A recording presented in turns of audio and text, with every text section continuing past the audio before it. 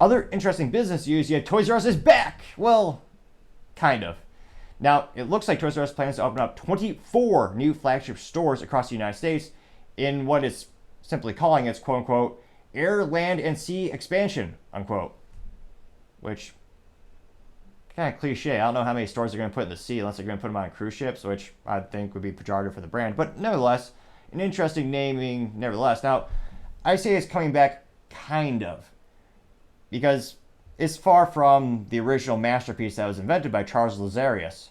I mean, he founded the company back in 1948, and there, for decades, people have kind of seen the differences between him being in charge and not.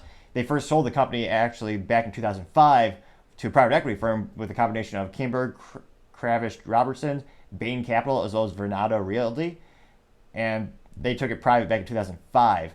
Now, subsequently, this is the second time they're not owned by private equity. This is a new company by the name of WHP Global, which maybe C minus for marketing, because that just, I don't know. In terms of names, it's not really inspirational. WHP Global, but nevertheless, that's their new parent company. So if you're thinking, I mean, this no longer is the old New Jersey company that many people knew and loved, well, headquartered over in New Jersey. Fun business fact: the only sign, if you're watching the show, the only sign behind me in terms of business history that I have for a display piece, the Toys R Us, is the only company that was not headquartered in the great state, or some say the great country of Texas.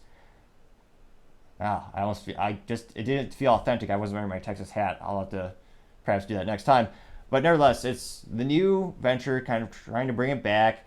And of course, a lot of people know now the company filed bankruptcy, unfortunately, back in 2018. And they initially had a couple of concepts subsequently after that with a new company where they're having some new stores open in terminals. It looks like the first one, in terms of the relaunch of the relaunch, is going to be taking place in November in the great state or country of Texas, Dallas Fort Worth International Airport, in November this year.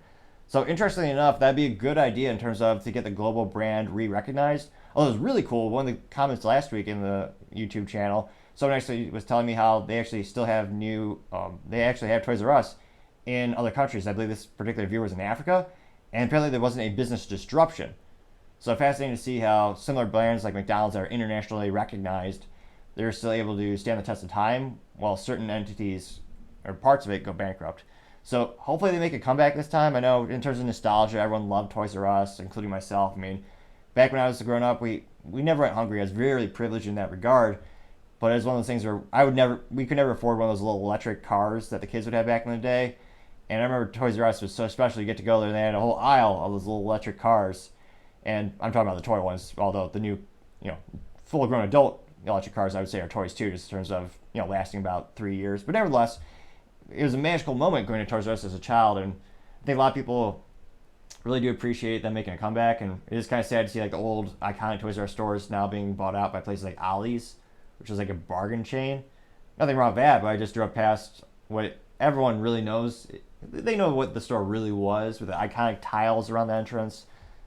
But, fun fact or interesting note, if you know anyone who has a Toys R Us sign in terms of the actual light up panels where you have to light up individual letters, let me know and I'll pay a finder fee, because I've been trying to find that for about 36 months now. I have not had much luck, including the traditional outlets looking on eBay and all the traditional bidding websites.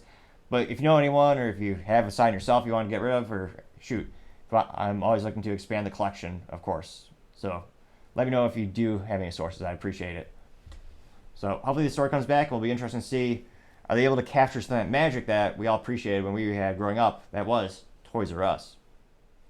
Thank you everyone for taking the time to tune in today. I know it's ambitious, but we're trying to get to 4,000 subscribers by the end of October, so if you can click that button, I would greatly appreciate it.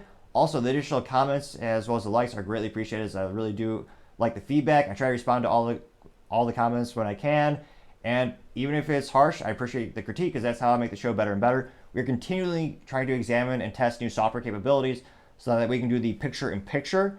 So when I'm referencing some of these clips, you'll be able to see them in real time. If you have suggestions, I would greatly appreciate it. I tried a couple over the weekend, and again, unfortunately, they just didn't pan out. And I don't know if it's because I'm currently using the 4K Razer Kaizen USB web camera and OBS software, then a little USB mic. So if you have such, and for some reason the picture-in-picture won't work, it'll only use one or the other.